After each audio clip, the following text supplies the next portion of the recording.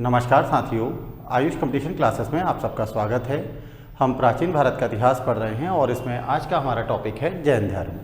तो जैन धर्म और जो बौद्ध धर्म है, दोनों की जो उत्पत्ति हुई है वह उत्तर वैदिक काल के बाद हुई है और दोनों की उत्पत्ति में एक समान कारण है।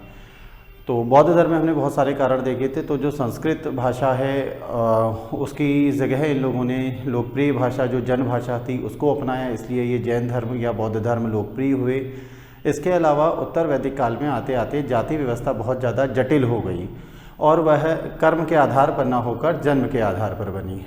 ऋग्वेद के 10वें मंडल में पुरुष सूक्त का वर्णन किया गया है, जहाँ पर वर्ण व्यवस्था का सबसे पहले उल्लेख भी मिलता है। इसके अलावा जो यज्ञ थे, कर्मकांड थे, वो बहुत ज़्यादा महंगे या खर्चीले हो गए थे। जैसे जो पुरोहित राजसूय यज्ञ कराया करता था उसको दक्षिणा में 2,40,000 गाय मिलती थी। इसके अलावा पुरोहितों को दास वगैरह भी मिला करते थे। तो जो आम जनता है वो इन सभी यज्ञों से या धार्मिक अनुष्ठानों से बहुत ज़्यादा बोर हो गई। तो ऐसे कई सारे कारण रहे जिसके कारण बौद्ध धर्म और जैन धर्म का उदय हुआ। तो इसी में आज हम देख रहे हैं जैन धर्म।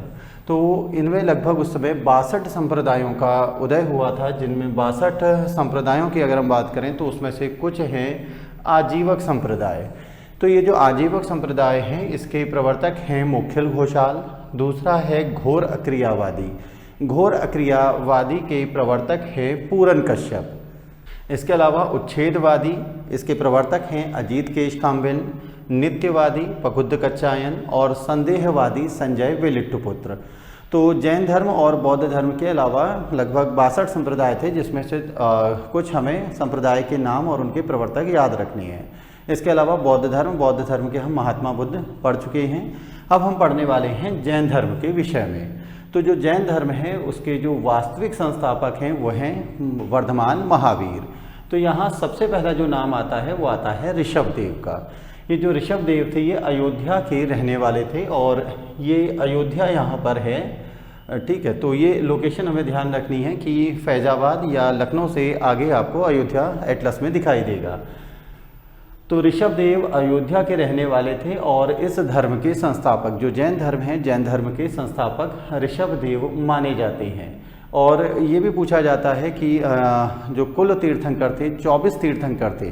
अगर प्रश्न आएगा कि पहले तीर्थंकर कौन है जैन धर्म के, तो सही उत्तर होगा ऋषभदेव।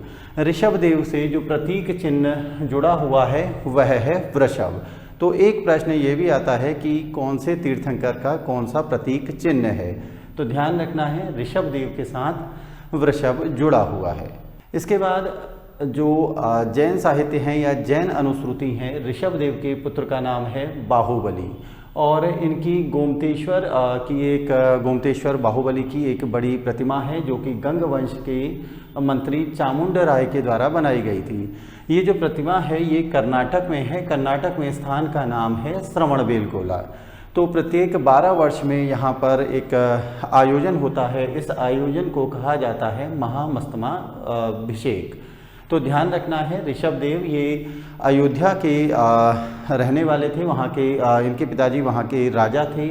ये इसके वास्तविक जो संस्थापक हैं, पहले तीर्थंकर हैं वर्धमान जैन धर्म के ऋषभदेव हैं और इनसे जुड़ा हुआ प्रतीक चिन्ह है वृषभ। इनके पुत्र का नाम है बाहुबली। गोमतेश्वर बाहुबली की प्रतिमा किसने बनाई? चामुंड राय ने, जो कि गंग वर्ष के हैं। कहाँ पर बनाई? श्रवणबेलगोला में। और 12 वर्ष में यहाँ पर एक जो आयोजन हो रहा है उसे कहते हैं महामस्तमाभिषेक। इसके बाद ऋषभदेव का अन्य नाम अगर पूछा जाएगा तो ऋषभदेव का अन्य नाम है आदिनाथ। तो ये हमें ध्यान रखना है। तो ऋषभदेव का दूसरा नाम जो है वो आदिनाथ है। इसके बाद अगले तीर्थंकर हमें यहाँ पर याद रखने हैं अरिष्टनेमी। अरिष्टनेमी के बाद है मल्लीनाथ। ये महत्वपूर्ण है। मल्लीनाथ ये स्त्री तीर्थंकर है।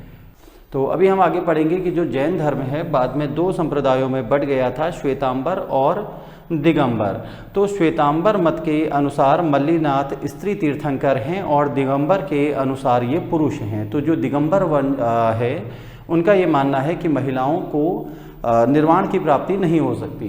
तो यहाँ पर एक महत्वपूर्ण प्रश्न यही बनता है कि मल्लीनाथ स्त्री तीर्थंकर हैं श्वेतांबर मत के अनुसार। दिगंबर इस चीज़ का विरोध करते हैं और मल्लीनाथ के साथ जो प्रतीक चिन्ह जुड़ा हुआ है वो है जल कलश। अगले महत्वपूर्ण तीर्थंकर हैं पार्श्वनाथ। ये 23वें तीर्थंकर हैं और यह वाराणसी के रहने वाले थे। तो ये बनारस या वाराणसी है इलाहाबाद से आगे गंगा नदी के तट पर। तो पार्श्वनाथ वाराणसी के थे, 23वें तीर्थंकर हैं और इनसे जुड़ा हुआ प्रतीक चिन्ह है सर्प। तो पार्श्वनाथ ने 4 शिक्षाएं दी थी जैन धर्म में, जिनको चातुर्याम कहा जाता है। ये 4 शिक्षाएं हैं सत्य, अहिंसा, अपरिग्रह और अस्तेय, कि हमेशा सच बोलें, हिंसा ना करें, अहिंसा का पालन करें। इसके अलावा चोरी ना करें, आवश्यकता से अधिक ग्रहण ना करें। इसमें जो 5वीं शिक्षा है ब्रह्मचर्य, ये 5वीं शिक्षा वर्धमान महावीर के द्वारा जोड़ी गई थी। तो जैन धर्म से संबंधित ये 5 शिक्षाएं हैं जो बहुत ज़्यादा महत्वपूर्ण हैं। अब हम बात करते हैं वास्तविक संस्थापक यानी वर्धमान महावीर की। तो इनसे जुड़ा हुआ जो प्रतीक चिन्ह है वो है सिंह। ये हमें ध्यान रखना है कि इनसे जुड़ा हुआ चिन्ह सिंह है। यह जैन धर्म के अगर संस्थापक पूछे जाएंगे तो ऋषभदेव लगाना है, और जैन धर्म के वास्तविक संस्थापक पूछे जाएंगे तो आंसर लगाना है वर्धमान महावीर। 30 वर्ष की उम्र में इन्होंने गृह त्याग कर दिया था और ये यति बन गए थे। तो जैन धर्म में यति का अर्थ है सन्यासी। वर्धमान महावीर का जन्म 540 ईसा पूर्व कुंडग्राम में हुआ था, जो कि वैशाली के बसाड़ जिले में है। तो ये लोकेशन है वैशाली की, जो बिहार जिला है, बिहार में ये वैशाली है। वैशाली के कुंडग्राम में इनका जन्म हुआ था।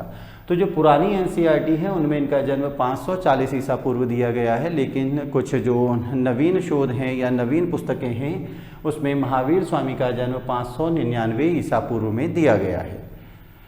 इनके पिता का नाम सिद्धार्थ था, जो कि जात्रक क्षत्रिय थे। महावीर स्वामी की माता का नाम त्रिशला था, जो कि एक लिच्छवी राजकुमारी थी और चेटक की बहन थी। इसके अलावा देवनंदा, तो इनका एक अन्य नाम देवनंदा भी मिलता है और यह प्रश्न भी पूछा जा चुका है। इनकी पत्नी का नाम है यशोदा, पुत्री का नाम है प्रियदर्शना या अड़ोज्या, और इनका जो दामाद है यानी प्रियदर्शना के पति उनका नाम है जामाली। तो यहाँ एक महत्वपूर्ण प्रश्न पूछा जाता है कि महावीर स्वामी के पहले शिष्य का नाम बताइए, तो उनके पहले शिष्य हैं जमाली।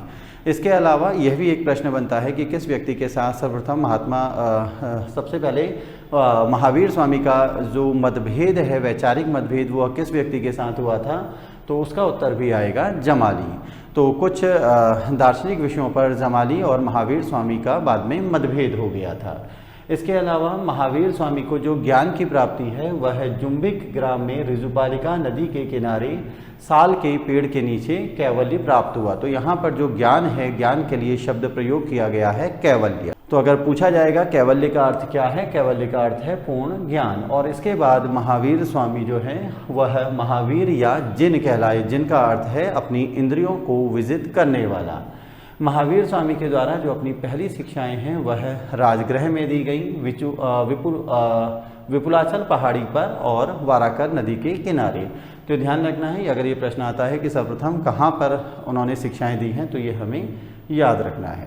इसके अलावा हम पढ़ चुके हैं कि ये 4 शिक्षाएं पहले से आ रही थी जिनको चातुर्याम कहा जाता है, और 5वीं शिक्षा इसमें जो ब्रह्मचर्य है यह महावीर स्वामी के द्वारा जोड़ी गई। इसके बाद हम आते हैं जैन धर्म में अन्य घटनाओं पर। तो जैन धर्म में 24 तीर्थंकर तो महत्वपूर्ण हम पढ़ चुके हैं, ऋषभदेव, अरिष्टनेमि, मल्लीनाथ, पार्श्वनाथ और वर्धमान महावीर। तो ये 24 तीर्थंकरों के अलावा 23 शलाका पुरुषों को भी आराध्य माना जाता है, और ये जो कुल ये शलाका पुरुष है इनका अर्थ है महान पुरुष। तो इसके अलावा एक क्वेश्चन अरिष्टनेमि, तो शायद यहाँ ये प्रश्न भी आया हुआ है और इसका उत्तर शायद ये है कि ये कृष्ण के अवतार माना जाता है या भगवान कृष्ण के समकालीन थे अरिष्टनेमि। इसके अलावा ये जो ऋषभदेव हैं इनका उल्लेख ऋग्वेद में भी किया गया है। इसके बाद जैन धर्म में अगर महत्वपूर्ण है कि पूछा जाएगा शादवाद या अनेकांतवाद या सप्तभंगी नय का सिद्धांत किस धर्म से जुड़ा हुआ है, यह जैन धर्म से जुड़ा हुआ है। ये तीनों एक ही शब्द के अलग अलग अर्थ हैं, और इनमें शादवाद या अनेकांतवाद या सप्तभंगी नय, इसमें 7 अवस्थाएं बताई गई हैं। 11 है गणधर। तो महावीर स्वामी के द्वारा ज्ञान प्राप्त करने के बाद संघ बनाया गया था जिसमें 11 मेंबर थे। तो एक मेंबर को गण कहा जाता था, तो कुल 11 मेंबर यानी 11 गणधर। जैन वर्धमान महावीर के द्वारा वस्त्र त्याग करने की शिक्षा भी दी गई। इसके अलावा यहाँ पर है कि इन्होंने पुनर्जन्म व कर्मवाद में विश्वास रखा, ईश्वर में ये अविश्वास करते थे। जाति प्रथा या वर्ण व्यवस्था का इनके द्वारा भी विरोध किया गया। इनके द्वारा जो प्रवचन है वह अर्धमागधी में दिए गई, जबकि उस समय की जो लोकप्रिय भाषा थी वह प्राकृत भाषा थी, यानी आम जनता की भाषा प्राकृत भाषा थी। इसी प्राकृत भाषा से शौरसेनी निकली है, जिसके द्वारा वर्तमान में मराठी, ये जो महाराष्ट्र में बोली जाती है, इसका विकास हुआ है। जैन धर्म में पहले अगर क्या कहते हैं महावीर स्वामी के द्वारा के बाद पहले अगर अध्यक्ष पूछे जाएंगे तो पहले अध्यक्ष हैं सुधर्मन। इसके बाद अगला महत्वपूर्ण क्वेश्चन है कि अणुव्रत सिद्धांत किस धर्म से जुड़ा हुआ है। तो ये जो शिक्षाएं थी इन्हीं में इन्हें सत्याणु, अहिंसाणु, अपरिग्रहणु, अस्तेयणु और ब्रह्मचर्य, यानी जो जैन संघ को, जैन धर्म को मानने वाले अनुयायी हैं, सन्यासी हैं, उनके लिए यह अणुव्रत सिद्धांत लाया गया था। त्रिरत्न, तो त्रिरत्न बौद्ध धर्म में भी है, जैन धर्म में ही लेकर प्रश्न आएगा और दोनों ऑप्शन होंगे तो हमें आंसर लगाना है जैन धर्म। तो जैन धर्म में 3 शिक्षाएं हैं, सम्यक ज्ञान, सम्यक चरित्र और सम्यक श्रद्धा। इसको त्रिरत्न कहा जाता है। यापनीय यह जैन धर्म का ही एक प्रमुख संप्रदाय है जो कि बाद में जाकर विकसित हुआ। अब हम बात करते हैं जैन संगीत की। तो उससे पहले जैन धर्म की प्रमुख अगर हम जगह देखें, वल्लभी, ये वल्लभी है, गुजरात में है और ये बौद्ध धर्म का भी प्रमुख शिक्षा का केंद्र था। दूसरी जो जैन संगीति है वह वल्लभी में हुई। तो ये जैन और बौद्ध दोनों धर्मों से संबंधित है। इसके अलावा एक प्रश्न और आता है कि बौद्ध और जैन धर्म से संबंधित स्थान यूपी में कौन सा है, उत्तर प्रदेश में, तो उसका आंसर है कौशाम्बी। तो ये बौद्ध और जैन दोनों धर्मों से जुड़ा हुआ स्थान है। हाथी गुम्फा लेक, ये हाथी गुम्फा लेक जो है ये उड़ीसा या कलिंग में है और यहाँ पर कलिंग के चेदी वंश की जानकारी मिलती है। ये राजा खारवेल का है, तो ये मोस्ट इंपॉर्टेंट है, कई बार परीक्षाओं में यहाँ से पूछा गया है। कलिंग के राजा खारवेल का हाथी गुम्फा लेक। और कलिंग का चेदी वंश किस धर्म से संबंधित है, जैन धर्म से संबंधित है। तो एक प्रश्न यही आया है कि प्राचीनतम जैन सन्यासी का उल्लेख किस अभिलेख में मिला है, इसका आंसर होगा हाथी गुम्फा लेक। इसके अलावा अन्य महत्वपूर्ण स्थान हमने यहाँ देख ही लिए, कौशाम्बी, अयोध्या, बनारस, पाटलिपुत्र यानी वर्तमान में जो पटना है गंगा नदी के किनारे, वैशाली और राजगीर। तो ध्यान रखना है कि ये कौन कौन से जो हमारे जैन तीर्थंकर हैं उनका जन्म कहाँ हुआ, ये वो कहाँ के राजा थे, और इसके अलावा वर्धमान महावीर का जन्म कहाँ हुआ, ज्ञान की प्राप्ति कहाँ हुई और उन्हें निर्वाण प्राप्ति कहाँ पर हुई। अब हम बात करते हैं जैन संगीति की। तो 2 जैन संगीति हुई हैं। पहली जैन संगीति 300 ईसा पूर्व में हुई और यह पाटलिपुत्र में हुई। तो पाटलिपुत्र या इसका एक और नाम मिलता है कुसुमपुर। तो 300 ईसा पूर्व में पाटलिपुत्र में, जबकि उस समय पूरे भारत में जो वंश था वह मौर्य वंश था और मौर्य वंश के संस्थापक चंद्रगुप्त मौर्य उस समय शासन कर रहे थे। पहली बौद्ध संगीति के जो अध्यक्ष थे वो थे स्थूलभद्र और संभूति विजय। इसके बाद इसका परिणाम क्या निकला, परिणाम यहाँ पर यह है कि अंग की रचना हुई। एक चीज टॉपिक हमारा ये रह गया कि इस जैन धर्म को जानने के जो जैन साहित्य कौन कौन से हैं, तो अभी हम इसमें देखेंगे। तो यहाँ पर जो रचना हो रही है अंग की हो रही है और अंग क्या है, अंग जैन साहित्य है। तो इसके अलावा यहाँ पर जैन धर्म 2 भागों में बढ़ गया, श्वेतांबर और दिगंबर। तो ये माना जाता है कि चंद्रगुप्त मौर्य के समय में भीषण अकाल पड़ा था, लगभग 12 साल का। तो चंद्रगुप्त मौर्य भी दक्षिण भारत में चले गए थे और उस समय कई सारे जो जैन मत वाले व्यक्ति हैं वह भी दक्षिण भारत में गए। तो जो दक्षिण भारत में गए दक्षिणी जैन हैं उनके प्रवर्तक भद्रबाहु थे और उनको मत है दिगंबर। जो उत्तर भारत में ही रहे उन्हें श्वेतांबर कहा गया। तो दूसरा अर्थ यहाँ पर यह है कि श्वेतांबर लोग वह हैं जो श्वेत वस्त्र धारण किया करते थे और दिगंबर मत को मानने वाले व्यक्तियों ने वस्त्र त्याग कर दिया था। तो श्वेतांबर और दिगंबर में डिफरेंस पूछा जाएगा।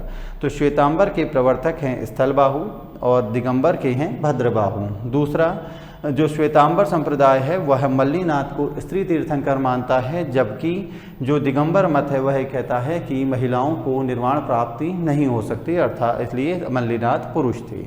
अगला जो है, जैसे हमने अभी पढ़ा कि महावीर स्वामी का पूरा परिवार था, पुत्री थी।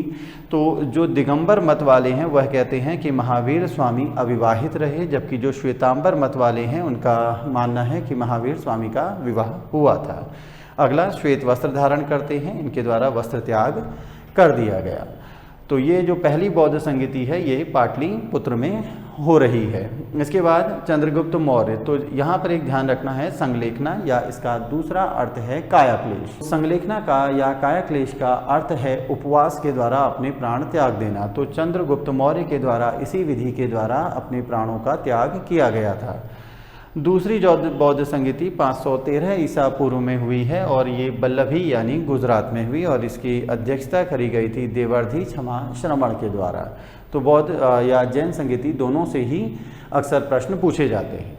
अब इसके बाद हम बात करते हैं जैन साहित्य की। तो जैन साहित्यों को आगम कहा जाता है। तो ये आगम में क्या क्या शामिल है? 12 अंग, 12 उपांग, 10 प्रकीर्ण और 6 छंद सूत्र। तो ध्यान रखना है अंग की रचना कब हुई? पहली बौद्ध संगीति में चंद्रगुप्त मौर्य के समय में। इसके अलावा ये जो जैन साहित्य है इन्हें प्राकृत भाषा में लिखा गया है। एक प्रश्न ये भी आता है 14 पूर्व क्या है? ये भी जैन साहित्य है, 14 पूर्व या पुव्वो। इसके अलावा परिशिष्ट पर्वन ये भी हेमचंद्र का द्वारा लिखा गया है, जैन साहित्य है। और भगवती सूत्र यह भी जैन साहित्य है। तो ये जैन साहित्य से संबंधित हमें प्रमुख यहाँ पर पुस्तकें या उनका साहित्य ध्यान रखना। इसी के साथ हमारा आज का ये टॉपिक समाप्त होता है। धन्यवाद।